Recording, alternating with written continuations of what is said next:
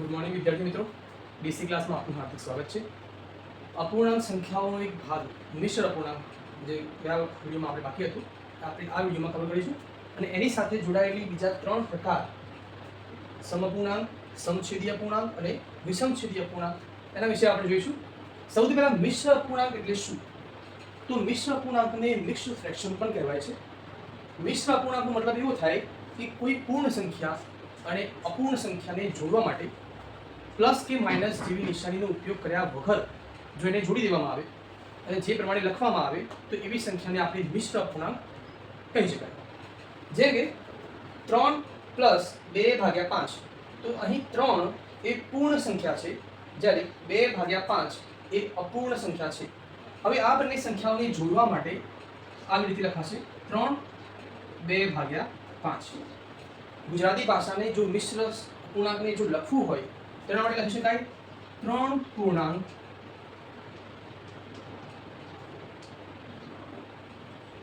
2/5. હવે આ જ વાક્યને જો અંગ્રેજીમાં લખવું હોય તો એના માટે વચમાં એન્ડ શબ્દનો ઉપયોગ કરવામાં આવે છે. જેમ કે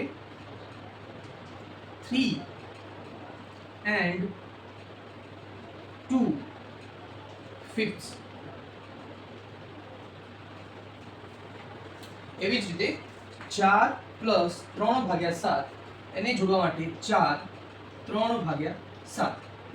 તો આને ગુજરાતી ભાષામાં લખાશે 4 પૂર્ણાંક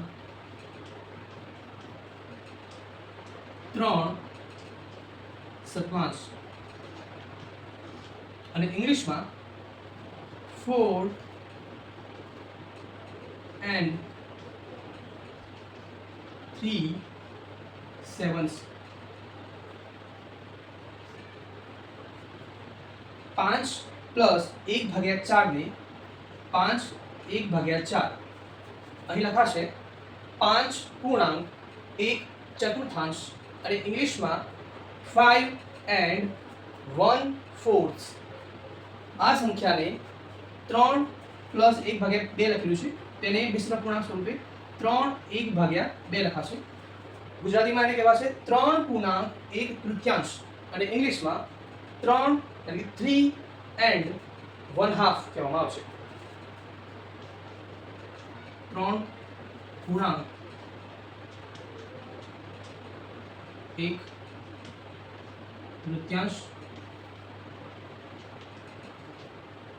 ઇંગ્લિશમાં 3 and 1/2.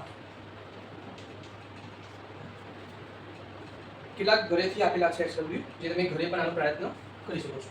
હવે આપણે જોઈશું સમ અપૂર્ણાંક એટલે શું. સમ અપૂર્ણાંક એટલે એવી સંખ્યાઓ જે કોઈ સમય સંખ્યા આપેલી હોય અને એની સાથે બીજા કોઈ સંખ્યાનો ને ગુણવામાં આવે અને એનાથી બનતી સંખ્યાઓને આપણે સમ અપૂર્ણાંક કહી શકાય. ઉદાહરણ તરીકે 1/2. હવે 1/2 ને ઉપર નીચે બંને બાજુ જો 2 વડે ગુણવામાં આવે તો મળતી નવી સંખ્યા 2 × 2 = 2 × 4. એટલે નવી મળતી નવી સંખ્યા હશે 2/4. એવી જ રીતે આ 1/2 ને જો 3 વડે ગુણવામાં આવે તો મળતી નવી સંખ્યા થશે 3 × 3 અને 2 × 3 = 6. તો 3/6. જો 4 વડે ગુણવામાં આવે તો મળતી નવી સંખ્યા 4/8.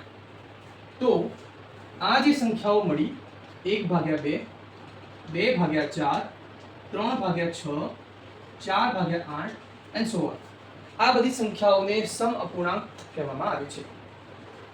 હવે સમછેદી અપૂર્ણાંક એટલે શું?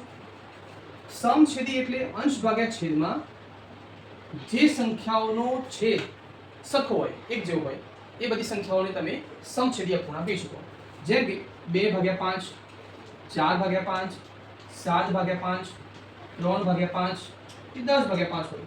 એવું જ બીજું પણ ઉદાહરણ હોઈ શકે છે 3/7 1/7 2/7 કે 4/7. બરાબર. તો આ બંને સંખ્યાઓ સમછેદી અપૂર્ણાંકના ઉદાહરણ છે. સમછેદી અપૂર્ણાંકને લાઇક ફ્રેક્શન કહેવાય છે, એ પણ યાદ રાખવું. વિષમછેદી અપૂર્ણાંક એટલે શું?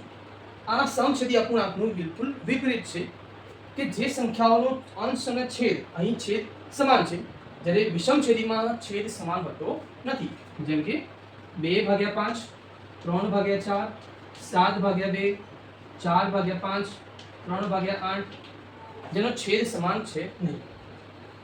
તો આ બધી સંખ્યાઓ અપૂર્ણાંક સંખ્યાઓ વિશે આપણે ભણી ગયા. ખૂબ આભાર. Thank you.